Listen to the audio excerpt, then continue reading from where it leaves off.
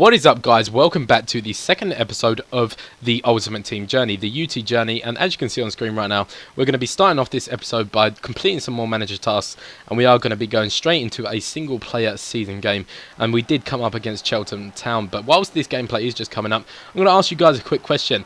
Who is your favourite Ultimate Team player this year that you have managed to use and you have got your hands on? I want to know from you guys, who is your favourite player and who scored you the most goals, something like that, and let me know in the comments down below. But in the background, you're just seeing the goals from the single-player games. Osvaldo just managed to knock one in there. Barini's going to tuck one away again here. And I didn't show all the goals just because there's no point in showing every goal in single-player, as it can get a bit boring. But here's another bit of an AIDS goal. The goalkeeper manages to knock it straight into Barini's path. He picks up another goal. And I'm not too sure what the score is right now. I believe it's something like 4-0, something like that. But I did manage to go on the route right now. And here we go with Sigurdsson from a finesse outside of the box. And Sigurdsson is such a good player on this game. This next goal coming up from Sigurdsson is absolutely madness. Here we go, volley into the top of the net. That is an absolute rifle into the top right corner, and just a fantastic finish. But that game did finish 11-0 in the single player season, so that is some coins in my account as well, 325 coins I do believe, and that is that game complete. And that is another manager task complete. So the next manager task to complete was to go into a cup game, an offline cup game. But before I had done that, I decided to swap around my squad just so that I could change up the goal players and keep their fitness and their contracts, just because I didn't decide to waste them against offline players, as it is pretty easy to get on with the AI in offline games, just purely because that they're not the greatest and you can still win even with a pretty poor bronze side.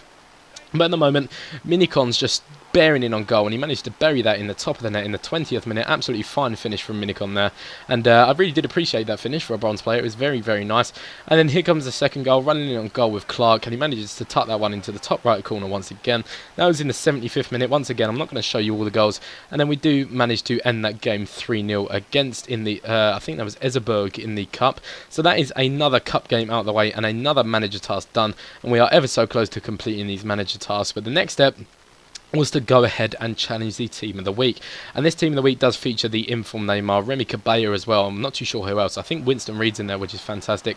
But we managed to start off this game fantastically in the 4th or 5th minute. We do have Salah tucking that way into the top right corner. Fantastic finish right there. And then we do manage to grab our second with Minicon once again into the top left. This guy's actually a pretty decent player. I wouldn't say he's that bad for a bronze player.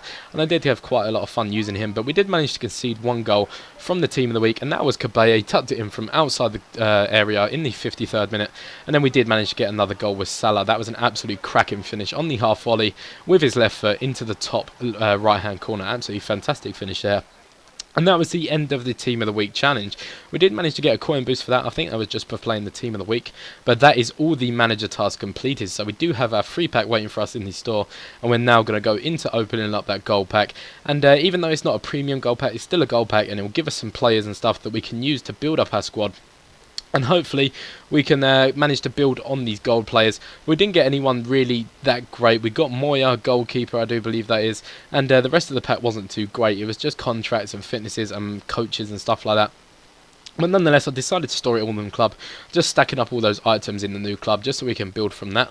And then it was time to go ahead and build my first squad. And I want you guys to tell me, what was your first team on Ultimate Team this year? But straight away, for my team, I did go for a cheap BPL team. I'm using the 4-1-2-1-2 formation, and I have decided to go with a non-rare team. But first of all, what we're going to do is we're going to go ahead and get a gold goalkeeper, just to give us more of a fighting chance online. And we do decide to pick up Boric. I believe it is from Southampton. I was going to pick up Adrian, the new West Ham goalkeeper, but I decided to go ahead and put Boric in the team as he did have better stats. Next step was to go and pick up a right mid. I decided to go for Jaga because I have had him in previous teams before and I did enjoy using him.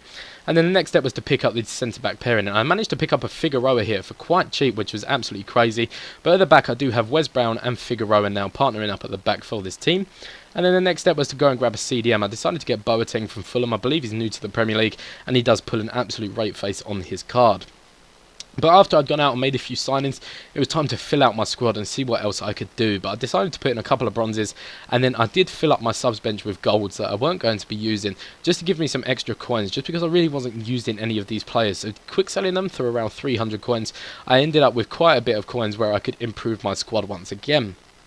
But after that, we fill out the squad in the subs bench, and we go back onto the transfer market with 2,300 coins, and we go and pick up a left back. I was looking at left back options. I could have gotten Monreal, but I decided to go for Davide Santon from Newcastle.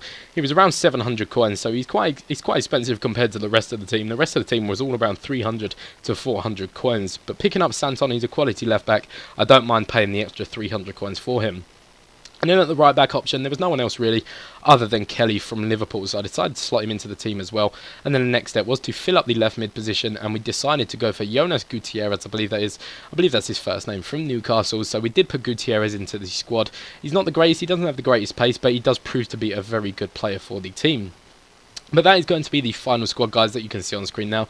A cheap, whole non-rare BPL team, and that is going to be the team that I will be continuing these episodes with. But as the episode is coming to a close, I do hope that you have enjoyed this video. If you have, make sure to leave a like and a comment. That would be absolutely fantastic. If you're not subscribed already, hit that subscribe button. That would be absolutely awesome as well.